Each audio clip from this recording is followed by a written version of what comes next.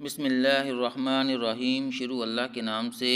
جو بڑا مہربان نہایت رحم کرنے والا ہے۔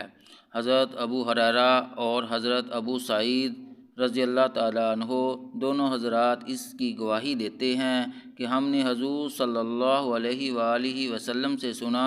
ارشاد فرماتے تھے کہ جو جماعت اللہ کے ذکر میں مشغول ہو، فرشتے اس جماعت کو سب طرف سے گھیر لیتے ہیں اور رحمت ان کو ڈھانپ لیتی ہے اور سکینہ ان پر نازل ہوتی ہے، اور اللہ جل شانہ ان کا تذکرہ اپنی مجلس میں تفاخر کے طور پر فرماتے ہیں۔ حضرت ابو ذر رضی اللہ تعالیٰ عنہ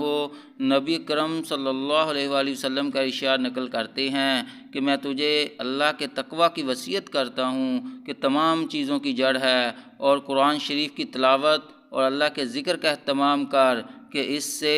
آسمانوں میں تیرا ذکر ہوگا اور زمین میں نور کا سبب بنے گا۔ اکثر اوقات چپ رہا کر کہ بھلائی بغیر کوئی کلام نہ ہو، یہ بات شیطان کو دور کرتی ہے اور دین کے کاموں میں مددگار ہوتی ہے۔ زیادہ ہنسی سے بھی بچتا رہ کہ اس سے دل مر جاتا ہے اور چہرے کا نور جاتا رہتا ہے۔ جہاد کرتے رہنا کہ میری امت کی فقیری یہی ہے، مسکینوں سے محبت رکھنا، ان کے پاس اکثر بیٹھے رہنا اور اپنے سے کم حیثیت لوگوں پر نگاہ رکھنا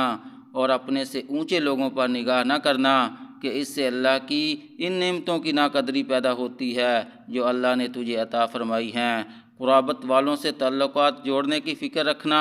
وہ اگرچہ تجھ سے تعلقات توڑ دیں، حق بات کہنے میں تردد نہ کرنا، گو کسی کو کڑوی لگے۔ اللہ کے معاملہ میں کسی کی ملامت کی پرواہ نہ کرنا، تجھے اپنے عیب بینی دوسروں کے عیوب پر نظر نہ کرنے دے، اور جس عیب میں خود مبتلا ہو اس میں دوسروں پر غصہ نہ کرنا۔